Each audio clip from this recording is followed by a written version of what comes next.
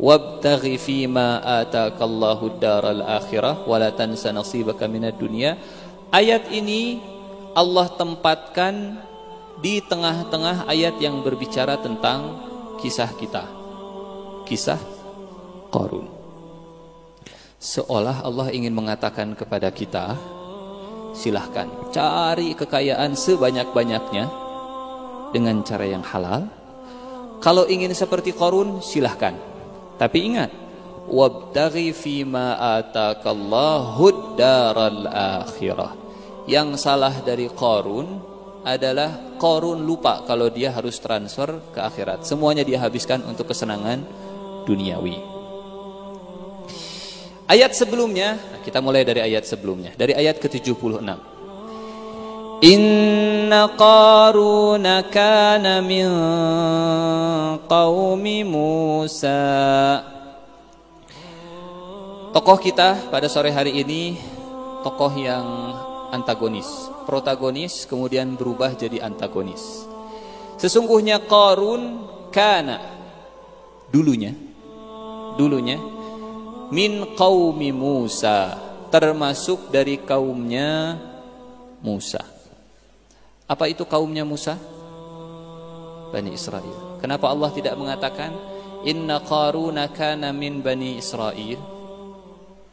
Kenapa Allah tidak menyebutkan Bani Israel? Kenapa Allah menyebutnya kaum Musa? Karena tidak semua Bani Israel itu taat, patuh, tunduk, beriman kepada Nabi Musa alaihissalam. Bani Israel ada yang soleh, ada yang tidak. Bani Israel ada yang percaya ke Nabi Musa, ada juga yang memusuhi Nabi Musa. Tidak semua Bani Israel baik. Contoh, ada kisah-kisah Bani Israel yang membunuh nabinya sendiri. Ada Bani Israel yang kemudian melanggar perintah Allah seperti yang dikutuk jadi monyet dan dikutuk jadi babi. Bani Israel.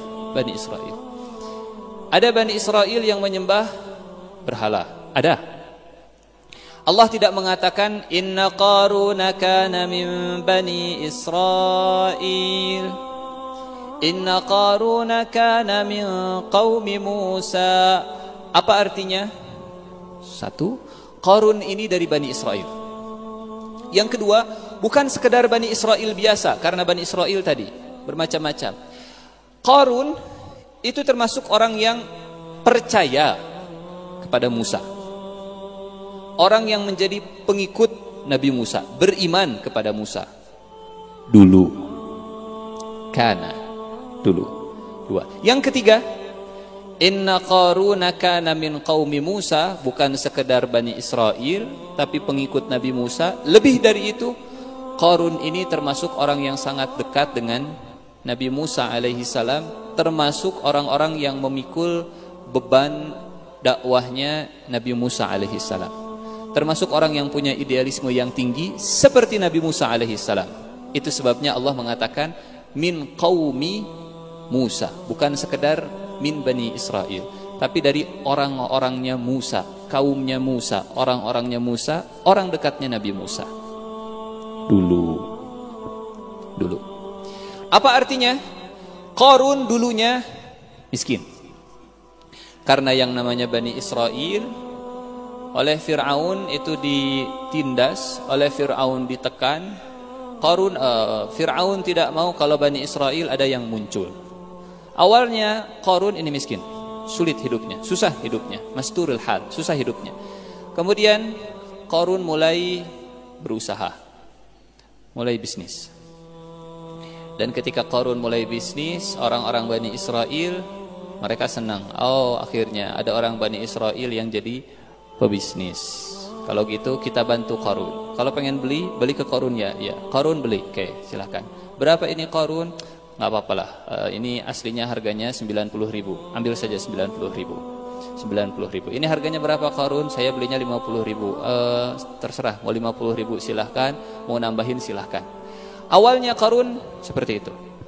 Jadi kalau ada cerita bagaimana Qarun mengumpulkan 1 juta pertamanya, atau 1 miliar pertamanya.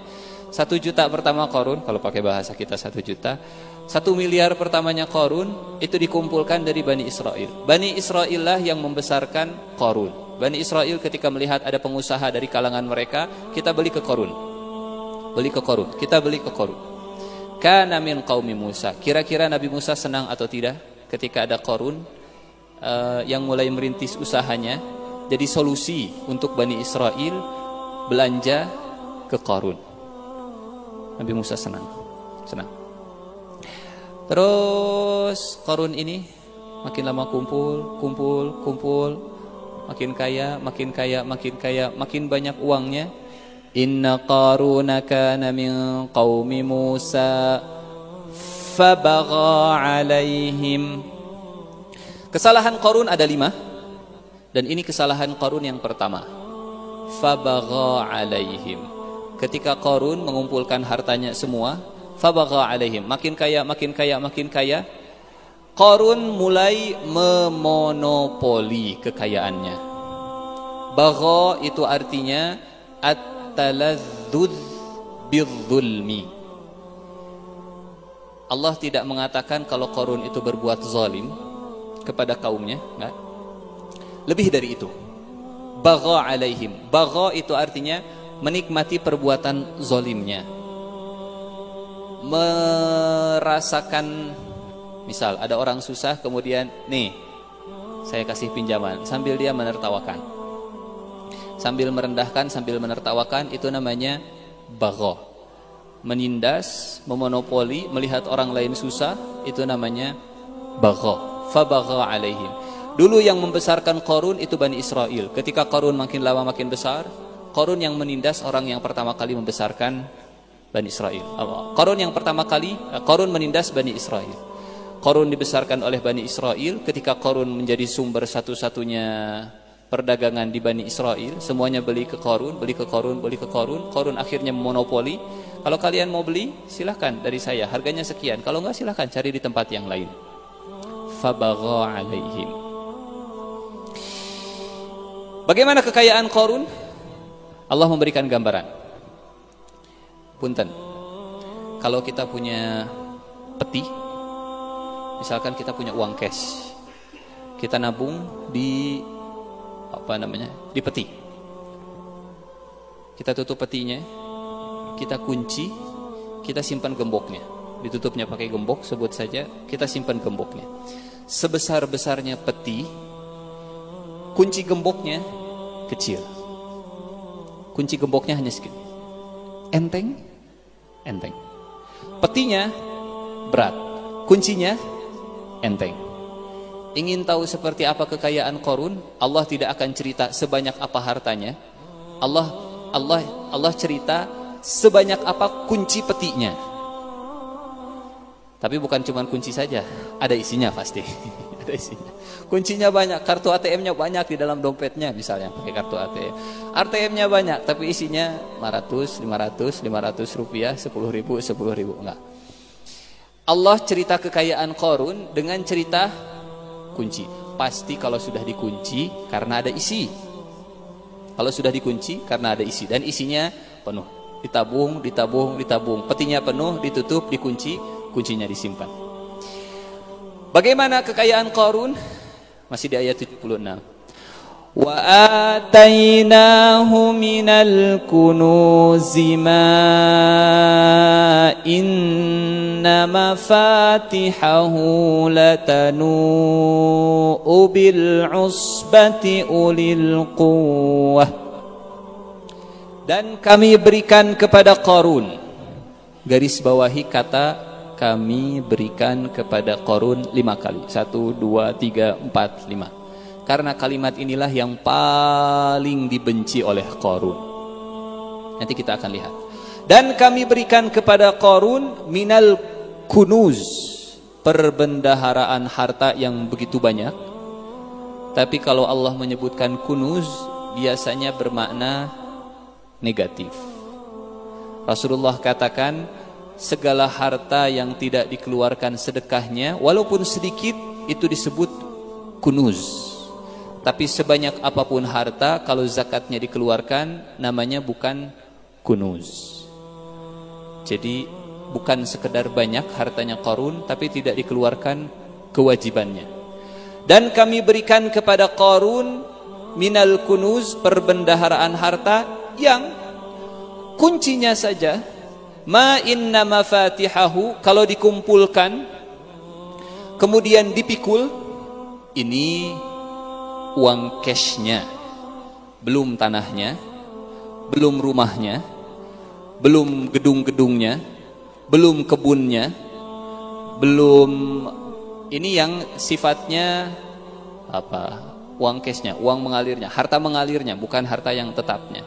Harta yang mengalirnya, uang cashnya saja kalau disimpan di dalam peti, kuncinya kemudian dikumpulkan, dipikul oleh orang-orang yang kuat, itu masih keberatan walaupun yang membawa kuncinya 10 orang.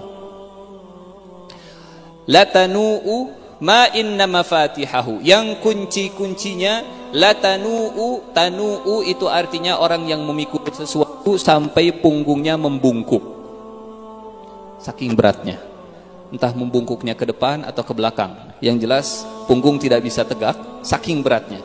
Biasanya kita kalau keberatan ima ke belakang atau ke depan, bahasa Arabnya. Berapa orang yang harus memikul kunci, bukan peti, kunci. Berapa orang yang harus memikul kunci-kunci peti Qarun? Usbah. Dalam bahasa Arab, usbah itu jumlah antara 3 sampai 10. Tapi mayoritas ulama mengatakan dari tafsir Al-Quran dengan Al-Quran, usbah itu 10. Dari mana kita bisa mengambil kesimpulan kalau usbah itu 10? Dari surat Yusuf, surat ke-12 ayat ke-12. Ayat ke-12, a'udzubillahi minasyaitonirrajim, bismillahirrahmanirrahim. Maaf, bukan ayat ke-12, ayat ke-8. إذ قالوا ليوسف وأخوه أحب إلى أبينا منا ونحن عصبة. Surat Yusuf, surat ke-12 ayat ke-8. Ingatlah ketika mereka kata, saudara-saudaranya Yusuf berkata, sesungguhnya Yusuf dan saudaranya Bunyamin, adiknya, ahabbu ila abina minna, lebih dicintai oleh bapak kita Yakub, wa nahnu, sementara kita usbah. Ada berapa anaknya Nabi Yakub? 12. Dari mana kita bisa mengambil kesimpulan anaknya Nabi Yakub 12? Dari mimpinya Nabi Yusuf. Kata Nabi Yusuf, ya abati inni ra'aitu ahada asyara kaukaban wasyamsa wal qamara ra'aituhum li sajidin. Pak, kata Nabi Yusuf kepada Nabi Yakub, wahai ayahanda, saya bermimpi melihat 11 bintang. 11 bintang, matahari dan bulan semuanya sujud kepadaku. Ditafsirkan kalau 11 bintang adalah saudaranya Nabi Yusuf, matahari ayahnya, bulan itu ibunya. Nabi Yusuf punya 11 saudara, berarti Nabi Yusuf 12 bersaudara. Di ayat ini mereka berkata, Yusuf dan saudaranya itu lebih dicintai oleh ayah kami daripada kita. Padahal kita usbah. Berarti usbah itu berapa? 10. Kita kembali ke surat Al-Qasas setelah kita tahu kalau usbah jumlahnya 10. Dalam surat Al-Qasas ketika Allah mengatakan, wa atainahu minal kunuzi ma inna mafatihahu latanu bil usbah. Bukan sekadar 10 orang. Mungkin kalau 10 orang yang kurus, kering seperti saya dan lemes misalkan, ngangkat kuncinya Qarun, wajar kalau tidak kuat. Ini 10 orang ulil quwwah yang punya kekuatan. 10 orang angkat barbel, atlet ngangkat barbel untuk ngangkat kuncinya Qarun itu sampai keberatan. 10-10-nya keberatan. Yang jadi pertanyaan, berapa banyak kunci yang dipikul oleh satu orang sampai keberatan, dan berapa banyak peti peti yang dimiliki oleh Qarun dan berapa banyak isi peti tersebut. Nah, itulah kurang lebih kekayaannya Qarun. Siapa manusia paling kaya sekarang? Bill Gates atau Rothschild dan seterusnya lah. Silahkan dibandingkan. Suruh uangnya kumpulkan di peti, kemudian dikunci, digembok, nanti siapa yang paling berat? Kalau kalau dipikul oleh 10 orang. Wa atainahu minal kunuzi ma inna mafatihahu latanu bil usbati ulil quwwah. Kesalahan pertama Qarun adalah karena dia bagha alaihim,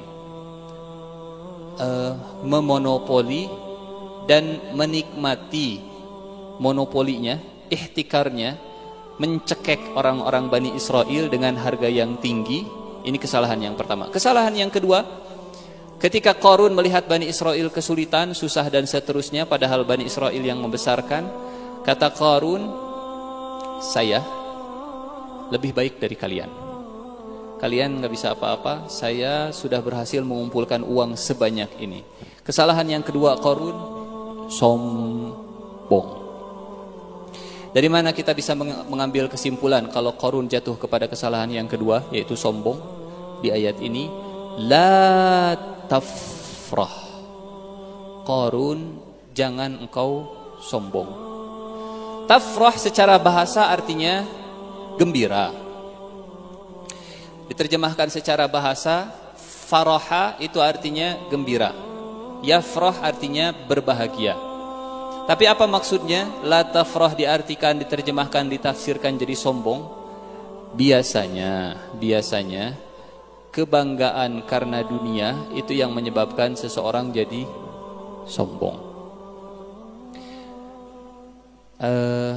Masing-masing bertanya ke hatinya, apa yang membuat kita bangga? Apa yang membuat kita senang? Dompet penuh? Atau bisa qiyamul lail? Atau bisa dapat sertifikat kelulusan? Atau bisa dapat pujian orang? Apa yang membuat kita bangga? Itu yang akan menentukan ujungnya seperti apa. La tafrah. Bani Israel mereka berkata kepada Qarun, Qarun la tafrah, jangan engkau bangga, jangan engkau bahagia, jangan engkau senang. Jangan engkau senang dengan harta yang engkau miliki. Ditafsirkan jangan engkau sombong. Maka di antara sebab seseorang sombong itu ketika dia bangga dengan dunia yang dimilikinya. La tafrah innallaha la yuhibbul farihin. Sesungguhnya Allah tidak mencintai orang-orang yang berbuat sombong.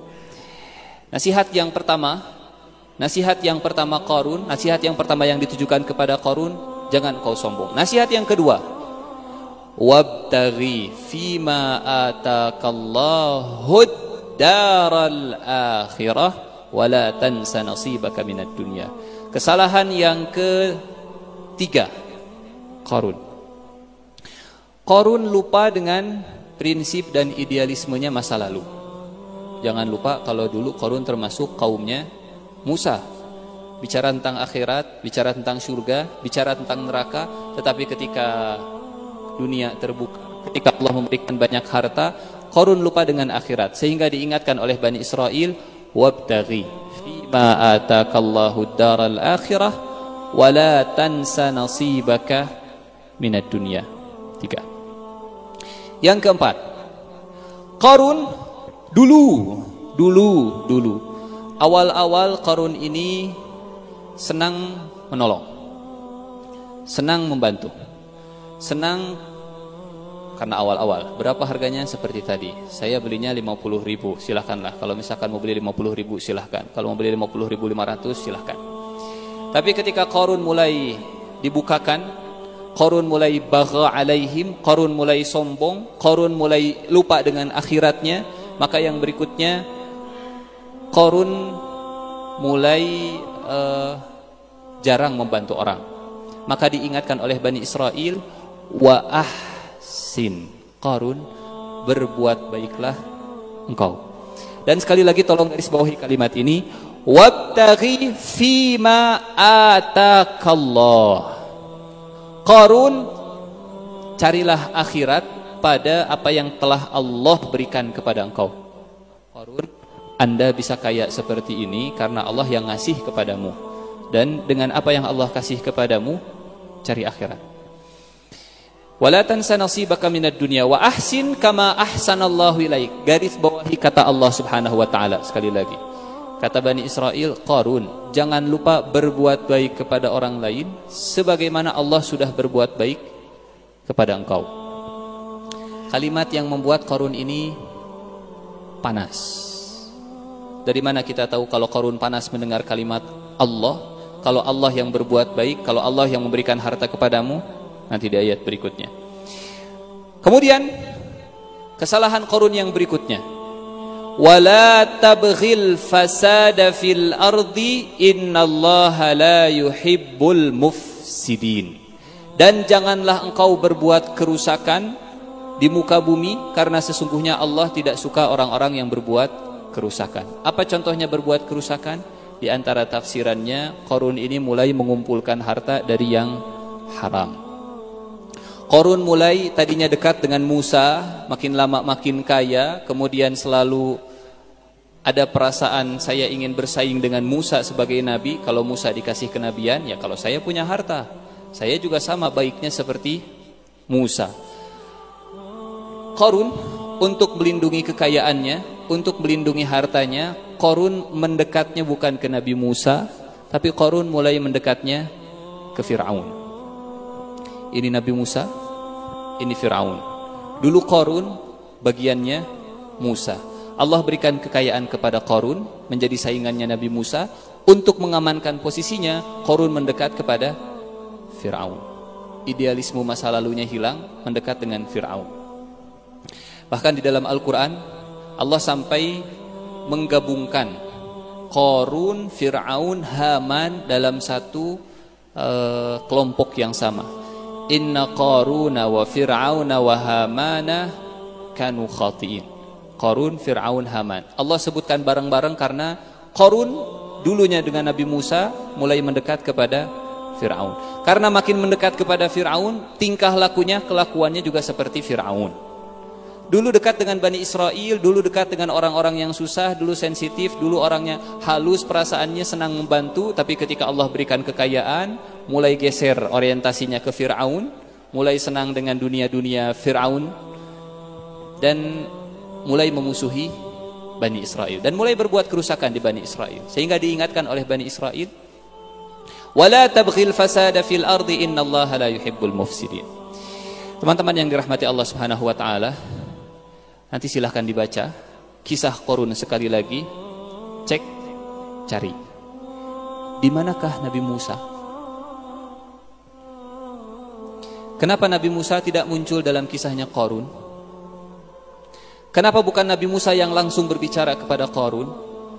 Kenapa yang berbicara kepada Qarun adalah kaumnya? Kenapa yang menghadapi Qarun itu bukan langsung bicara kepada Nabi Musa, langsung bukan Musa alaihissalam yang menghadapi Qarun? Di antara hikmahnya, karena Allah tidak ingin, atau Nabi Musa tidak mau, kalau Nabi Musa yang langsung menghadapi dengan Qarun, ada anggapan kalau Nabi Musa dengki dengan kekayaan yang dimiliki oleh Qarun, Nabi Musa menginginkan sesuatu yang ada pada Qarun, atau Nabi Musa tidak suka dengan Qarun yang sekarang semakin bahagia dengan dunianya, dan seterusnya. Sehingga bukan Nabi Musa yang berbicara, tapi yang berbicara kaumnya Nabi Musa alaihissalam. Tadi di ayat ke-76, idh qala lahu qaumuhu. Allah tidak mengatakan idh qala lahu Musa. Idh qala lahu qaumuhu la tafrah innallaha la yuhibbul farihin. Wabtaghi fima ataka Allahu ad-daral akhirata wa la tansa nasibaka minad dunya wa ahsin kama ahsanallahu ilaik wa la tabghil fasada fil ardi innallaha la yuhibbul mufsidin. Sudah berapa kesalahan Qarun? Satu, bagha alaihim. Yang kedua, farihin. Yang ketiga, melupakan akhirat. Yang keempat, Qarun meninggalkan ihsan. Yang kelima, Qarun berbuat fasad. Dan yang paling parah, Ini yang paling parah. Yang keenam, ayat 78. Qala, kata Qarun, innama utituhu ala ilmin indi. Kalian bilang kalau harta yang saya miliki itu dari Allah. Wabtaghi fima atakallah. Kalian bilang kalau Allah berbuat baik kepada saya. Wa ahsin kama ahsanallahu ilaik. Innama utituhu ala ilmin indi. Saya bisa kaya seperti ini karena ilmu saya. Apa artinya? Qarun melupakan jasa semuanya. Qarun melupakan jasa Bani Israel yang membuat dirinya itu bisa mengumpulkan harta 1 juta pertamanya. Saya bisa kayak seperti ini ala ilmin indi. Bani Israel nggak ada urusan. Bukan Bani Israel yang membesarkan saya. Innama utituhu ala ilmin indi. Bukan Nabi Musa yang membesarkan saya. Padahal dalam salah satu riwayat, Qarun ini pernah minta kepada Nabi Musa karena kondisinya sulit, oleh Nabi Musa didoakan. Mungkin mirip seperti kisahnya Sa'labah. Walaupun kisah Sa'labah ini dalam riwayatnya diperbincangkan. Mirip seperti itu. Ada yang datang ke Rasulullah dalam kondisi susah, ya Rasulullah doakan saya supaya saya dimudahkan dunianya. Kata Rasulullah, apa kamu tidak mencontoh saya? Saya juga biasa-biasa saja. Tapi karena terus minta, ya sudah. Mudah-mudahan kamu dijadikan kaya. Berawal dari doanya Nabi Musa, berawal dari Bani Israel yang membantu Qarun mendapatkan harta yang pertamanya, dan berawal dari izin Allah Subhanahu wa taala yang membuat Qarun jadi kaya raya. Allah dilupakan, Nabi Musa ditiadakan, Bani Israel disingkirkan. Semuanya diaku hasil kerja keras saya. Yang lain gak ada yang nolong. Innama utituhu ala ilmin indi. Kalian bilang kalau harta ini dikasih oleh Allah. Kalian bilang kalau Allah berbuat baik kepada saya. Innama utituhu ala ilmin indi. Kalian gak usah banyak ngomong lah. Kalian gak punya jasa kepada saya. Gak usah kalian ngasih nasihat saya. Qarun mulai memutus hubungan dengan Bani Israel, dan makin lama makin dekat dengan Fir'aun. Ketika kekayaan tidak diiringi dengan lingkungan, ketika menjadi kaya tapi berada di lingkungan yang salah, khawatirnya seperti Qarun. Ketika menjadi kaya tapi tidak berada di lingkungan yang soleh, menjauh dari lingkungan yang soleh, yang ikhlas memberikan nasihat, seperti Qarun. Mulai menjauh. Kalian gak ada urusan, kalian gak ada jasa, kalian gak pernah membesarkan saya. Bukan karena jasa kalian. Innama utituhu ala ilmin indi. Bani Israel dilupakan, Nabi Musa dilupakan, sampai Allah dilupakan. Dan ketika Allah dilupakan, Allah langsung berkomentar. Di ayat-ayat sebelumnya Allah tidak ada komentar. Di ayat ini baru Allah berkomentar. Apa komentar Allah? Alam ya'lam, tidak tahukah Qarun, Allah qad ahlaka min qablihi minal quruni man huwa ashaddu minhu quwwatan wa aktsaru jam'a wa la yus'alu an dzunubihimul mujrimun. Dari awalnya bagha, dari awalnya farah, kemudian berakhir jadi mufsid, dan berakhir jadi mujrim. Apa itu mujrim? Kriminalis. Awalnya monopoli,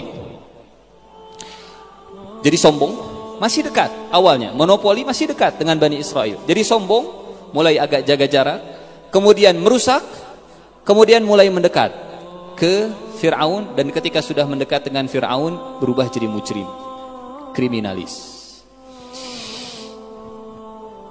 Allah langsung komentar, tidakkah dia tahu kalau Allah pernah menghancurkan sebelumnya minal qurun, generasi-generasi sebelumnya, orang yang lebih kuat darinya dan orang yang lebih banyak hartanya. Itu berarti manusia paling kaya di alam semesta, di dunia, bukan Qarun. Hanya Allah tidak menceritakan siapa yang paling kaya atau siapa yang lebih kaya dari Qarun. Apa dalilnya kalau Qarun bukan manusia paling kaya? Ayat ini. Awalam ya'lam anna Allah qad ahlaka min qablihi minal quruni man huwa asyaddu minhu quwwah wa aktsara jam'ah. Yang lebih kuat dari Qarun dan yang paling banyak, lebih banyak mengumpulkan harta. Wala yus'alu an dzunubihimul mujrimun. Enggak usah ditanyalah dosa-dosanya para kriminalis.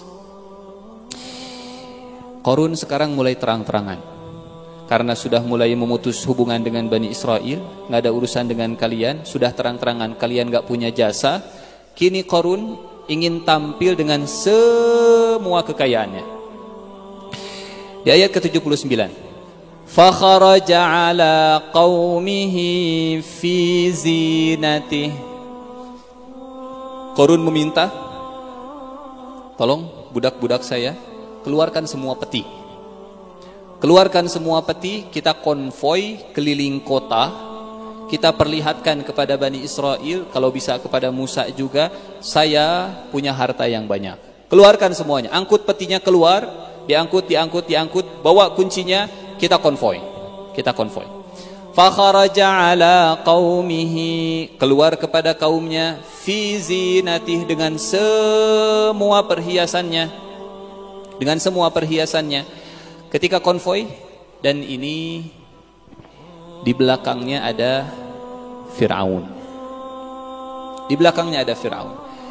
Kalau Fir'aun itu menekan dengan kekuasaannya, Fir'aun menggunakan Qarun untuk bikin fitnah di internal Bani Israel.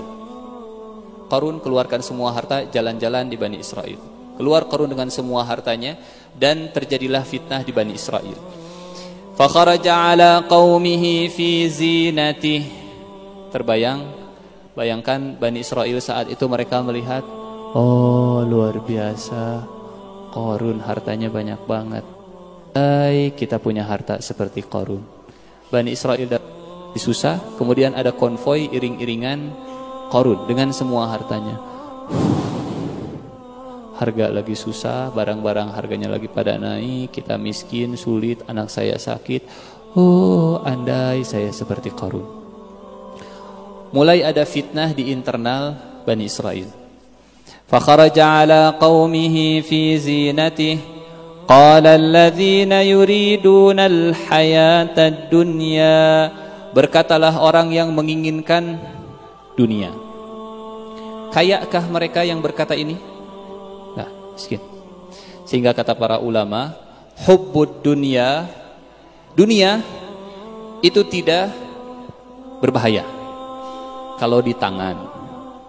Yang berbahaya kalau di hati. Dunia di tangan tidak berbahaya, walaupun yang ada di tangan itu banyak. Tapi dunia kalau sudah masuk ke hati berbahaya, walaupun di tangan tidak punya apa-apa. Berangkat dari ayat ini. Dunia kalau sudah masuk ke dalam hati, cinta dunia kalau masuk ke dalam hati itu berbahaya, walaupun di tangan nggak punya apa-apa. Tapi ketika dunia ada di tangan, tapi di dalam hati tidak ada kecintaan kepada dunia, sebanyak apapun dunia yang ada di genggaman tidak akan membahayakan. Qala alladhina yuriduna al-hayata ad-dunya. Berkatalah orang-orang yang menginginkan kehidupan dunia, ya laita lana mithla ma utiya Qarun innahu ladzu hadzin azim. Oh, andai kita diberikan seperti yang dimiliki oleh Qarun. Innahu ladzu hadzin azim.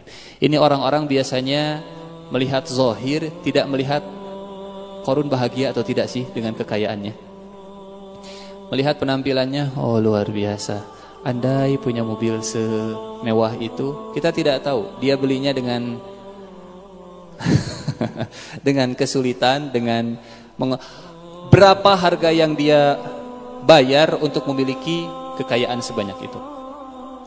Ya laita lana mithla ma utiya Qarun innahu ladzu hadzin azim. Konvoi ini disaksikan oleh banyak orang, termasuk oleh orang-orang yang berilmu. Sehingga orang-orang yang berilmu mereka mengatakan, wa qala alladzina utul ilma. Kalau Qarun Allah berikan harta, kalau orang-orang ini Allah berikan ilmu. Kata mereka, wa qala alladhina utul ilma wailakum thawabullahi khairul liman amana wa amila salihan wa la yulaqaha illa sabirun. Menghadapi silaunya harta yang ada di depan kita. Bayangkan kita seperti Bani Israel yang melihat Qarun. Menghadapi silaunya harta dunia yang ada di depan kita, yang pertama ilmu obatnya. Wa qala alladhina utul ilma. Obat menghadapi kesilauan dunia yang pertama ilmu. Karena kata Rasulullah ada dua hal yang tidak akan pernah membuat puas seseorang. Satu, talibu ilmin. Yang kedua, talibu malin. Yang pertama yang selalu mencari ilmu, dia nggak pernah merasa puas. Yang kedua, pencari harta. Sehingga ketika melihat silaunya dunia, obat yang pertama adalah arahkan ilmu. Orang yang tidak silau melihat kekayaan Qarun yang begitu luar biasa di ayat ke-80 ini adalah orang-orang yang punya ilmu. Menghadapi ekonomi yang semakin luar biasa, sulitnya mungkin. Yang pertama adalah ilmu obatnya. Wa qala alladhina utul ilma wailakum. Yang kedua, thawabullah khairun. Yang kedua adalah pahala. Yang kedua, mengingat kalau pahala dari Allah jauh lebih baik daripada mengumpulkan harta. Apa maksudnya? Mana yang lebih kita bahagia? Mendapatkan harta atau mengeluarkan harta? Menerima harta atau mensedekahkan harta? Menerima harta memang membuat hati senang. Tapi kalau sudah senangnya itu lebih senang ketika memberikan harta kepada orang lain, maka itu jauh lebih baik. Jadi mereka seolah ingin mengatakan, wailakum qala alladhina utul ilma. Yang pertama, orang yang berilmu mereka mengatakan thawabullahi khairun. Seolah ingin mengatakan, Qarun ini jagonya hanya sekadar mengumpulkan, bukan jago memberikan. Yang lebih baik adalah yang memberi, bukan yang menerima. Yang lebih baik adalah bukan yang mengumpulkan, tapi yang mengeluarkan. Kalau kebahagiaan memberi itu sudah lebih membuat kita senang daripada kebahagiaan menerima, maka insya Allah dengan kesilauan dunia yang luar biasa aman. Saat kebahagiaan memberi itu jauh lebih membuat kita senang daripada kebahagiaan mengumpulkan. Karena kalau kebahagiaan mengumpulkan, ujung-ujungnya la tafrah innallaha la yuhibbul farihin. Bangga dengan mengumpulkan itu membuat orang jadi sombong. Bangga dengan memberi, kebahagiaan dengan memberi itu membuat orang jadi lebih tawadhu. Wailakum thawabullahi khairul liman amana wa amila salihah. Dan yang ketiga wala yulaqaha illa sabirun. Satu ilmu, yang kedua memberi, dan yang ketiga sabar. Di ayat ke-81, konvoy pulang. Di Bani Israel terjadi gonjang-ganjing. Oh, andai saya seperti Qarun. Thawabullahi khair. Tapi dah saya pengen seperti Qarun. Thawabullahi khair. Jadi ada dua kubu. Beberapa saat setelahnya, beberapa hari setelahnya, beberapa pekan setelahnya, fakhasafna bihi wa bidarihil arda. Maka kami tenggelam. Khasafa itu artinya tenggelam ke dasar bumi. Fakhasafna bihi bidarihi. Kami tenggelamkan Qarun, bukan hanya Qarunnya saja dan rumahnya. Dengan semua harta kekayaannya kami tenggelamkan. Kenapa balasannya Qarun ditenggelamkan? Kenapa bukan di petir, ditenggelamkan ke bumi maksudnya? Kenapa tidak seperti Fir'aun yang ditenggelamkan ke lautan? Kata para ulama begini. Dulu Fir'aun pernah mengatakan begini ke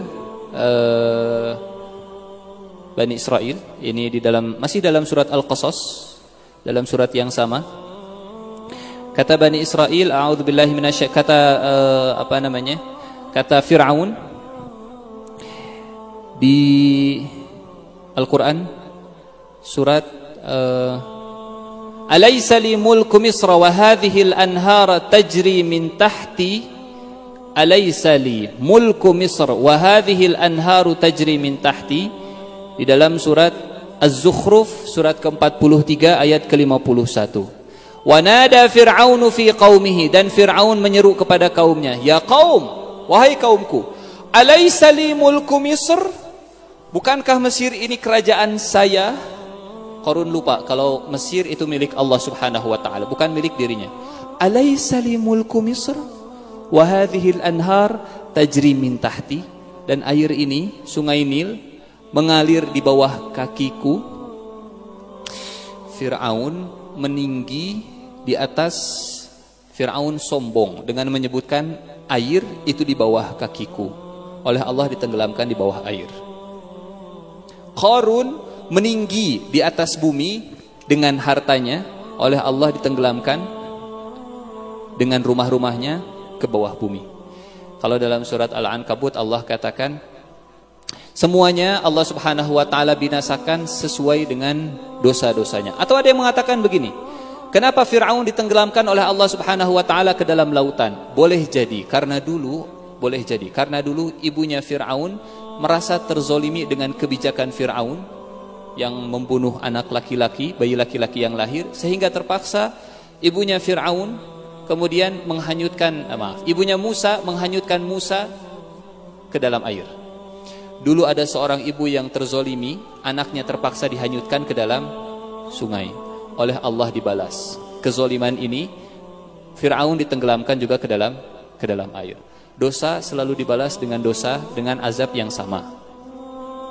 Dulu kaumnya Nabi Lut selalu membolak-balikan kondisi. Harusnya laki-laki dengan perempuan, perempuan dengan laki-laki, ini laki-laki dengan laki-laki, dibolak-balikan. Maka oleh Allah dibalikan juga, diangkat, dibalikan ke tanah. Dan seterusnya dan seterusnya. Fakhasafna bihi wa bidarihil ard, maka kami tenggelamkan Qarun dengan rumahnya ke dalam bumi. Fama kana lahu min fi'atin yansurunahu min dunillahi wa ma kana minal muntasirin. Tidak ada siapapun yang bisa menolong Qarun kecuali Allah, wa ma kana minal muntasirin, dan tidak ada seorang pun yang bisa. Peristiwa ini terjadi pada malam hari. Tenggelamnya Qarun dan rumahnya itu terjadi pada malam hari. Apa dalilnya? Apa buktinya? Peristiwa tadi terjadi pada malam hari karena pagi harinya Bani Israel itu mereka kemudian ngobrol di ayat ke-82, wa asbaha, dari kata subuh. Subuh itu artinya pagi. Maka pada pagi harinya, itu berarti kejadiannya malam. Wa asbaha alladhina tamannaw makanahu bil amsi yaqulun, berkatalah orang-orang yang kemarin mereka berkata, oh seandainya saya seperti Qarun.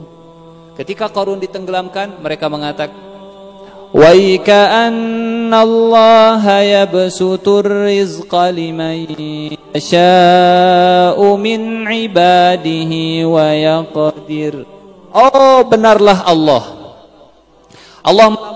Allah melapangkan rizki bagi siapa yang Dia kehendaki dari hamba-hambanya dan menyempitkannya. La amannallahu alaina la khasafa bina.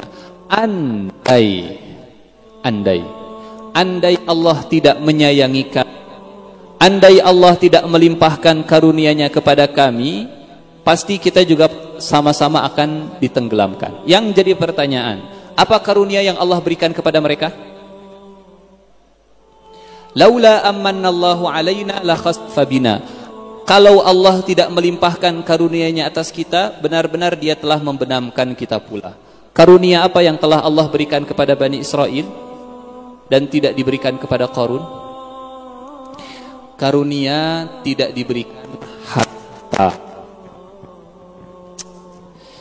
Ada seorang anak, Bu, pengen punya motor. Shhh. Bu, pengen punya motor. Shhh. Datang ke bapaknya. Pak, pengen punya motor dong. Shhh. Pak, pengen punya motor dong. Shhh. Bapak pelit nggak ngasih motor. Shhh. Bapak minta motor dong. Shhh. Adek baru 8 tahun.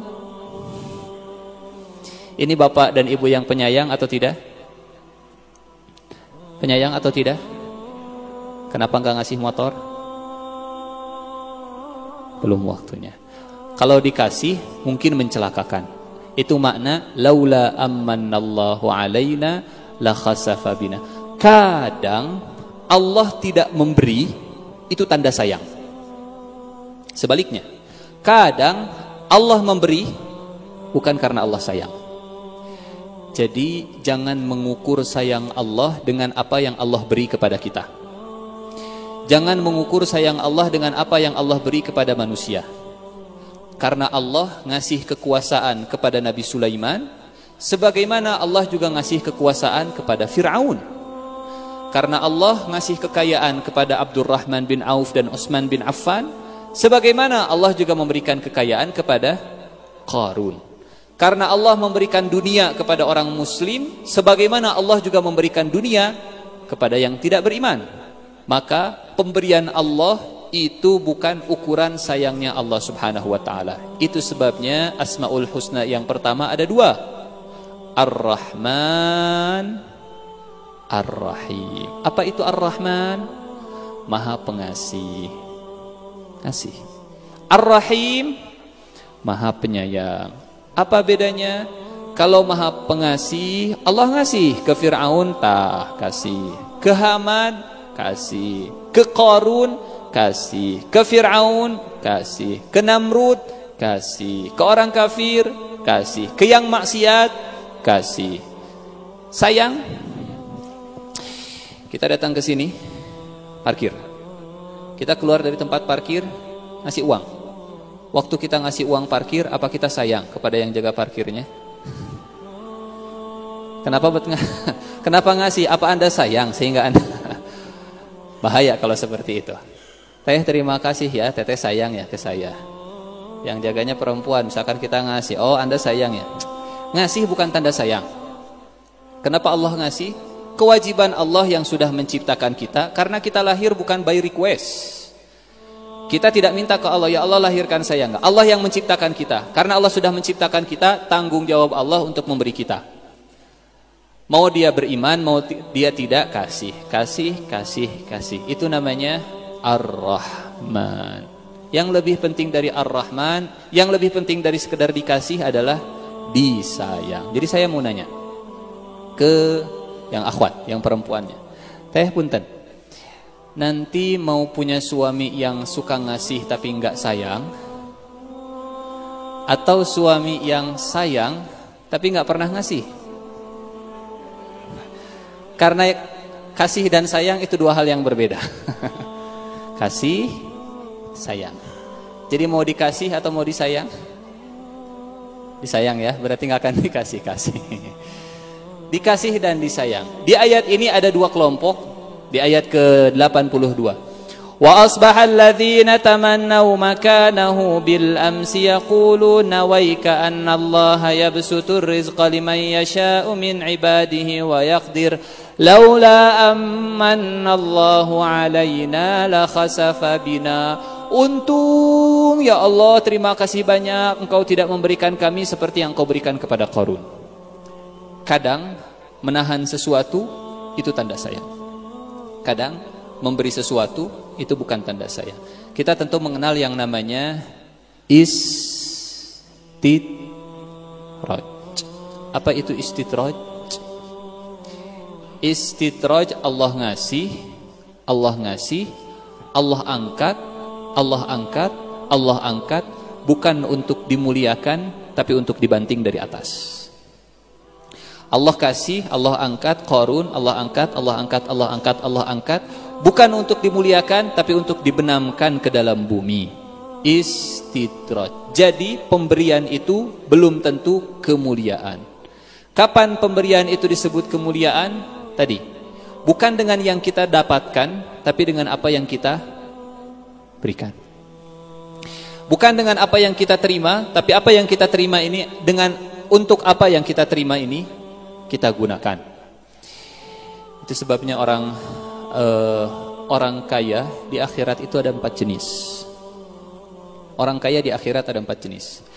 Ada yang kayanya dari yang haram, mengumpulkan uang dari yang haram, digunakan untuk yang haram, masuk neraka.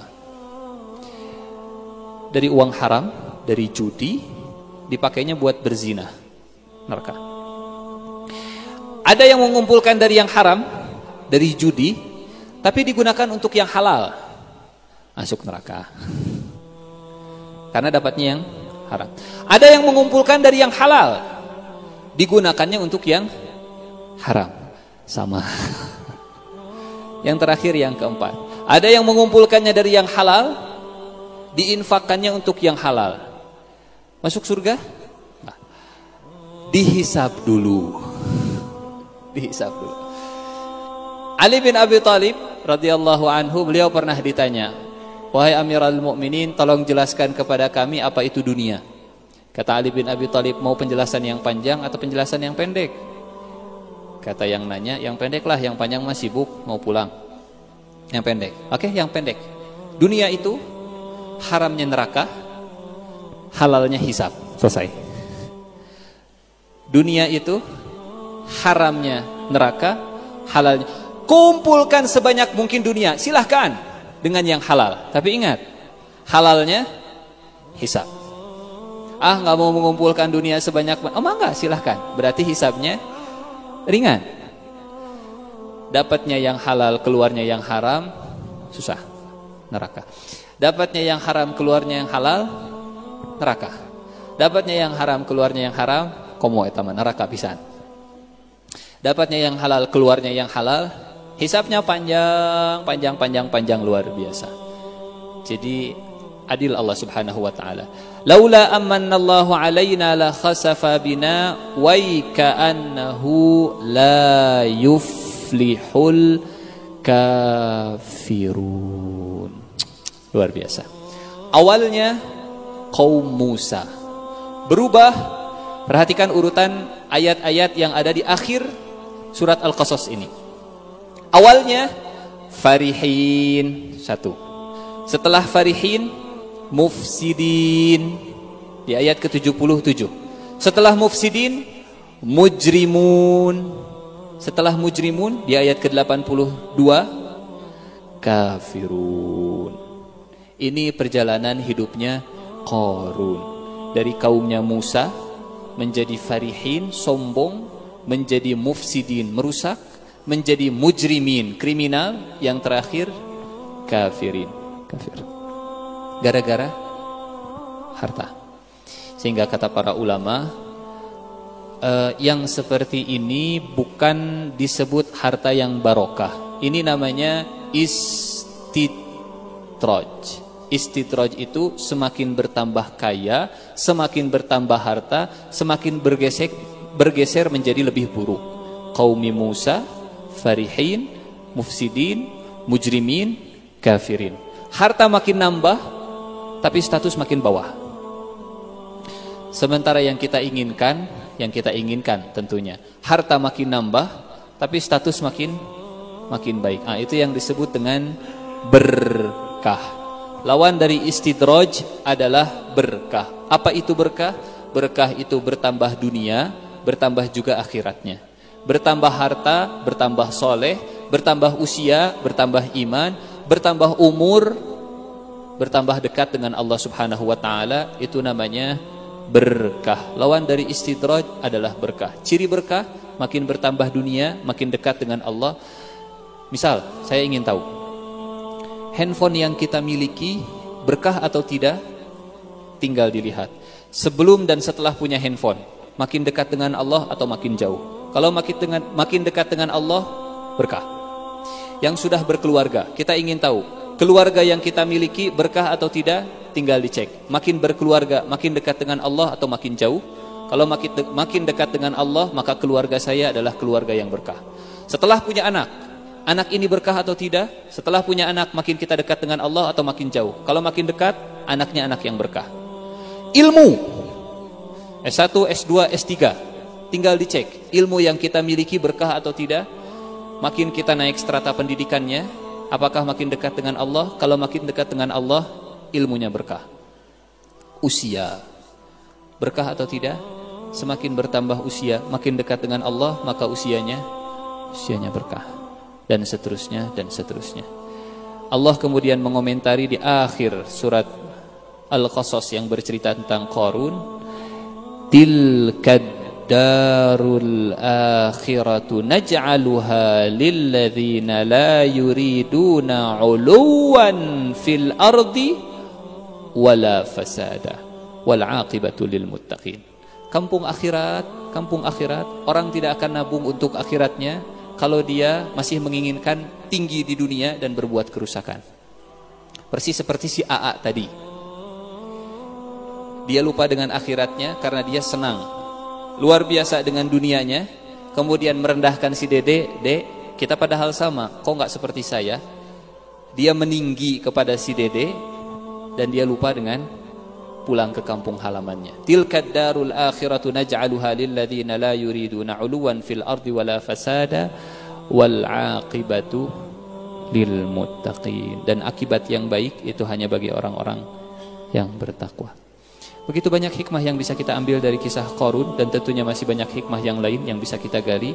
Tapi setidaknya mudah-mudahan hikmah yang tadi dikaji pada sore ini mudah-mudahan ada manfaatnya untuk kita. Dan tolong dicatat, Islam tidak melarang kita menjadi kaya. Bukan kaya yang dilarang oleh Islam, tapi jangan sampai semakin kaya semakin lupa dengan akhirat, semakin kaya semakin jauh dari orang soleh, semakin kaya semakin kita sombong dan seterusnya. Yang dilarang adalah tadi, sementara semua ajaran Islam itu memotivasi kita untuk menggenggam dunia. Karena kita ini bertugas sebagai khalifah. Inni ja'ilun fil ardi khalifah. Bagaimana ceritanya kita ditugaskan menjadi khalifah, tapi kemudian kita menjauhkan diri dari dunia? Yang salah bukan mendekat, yang salah bukan menggenggam dunia, yang salah ketika dunia masuk ke dalam hati kita.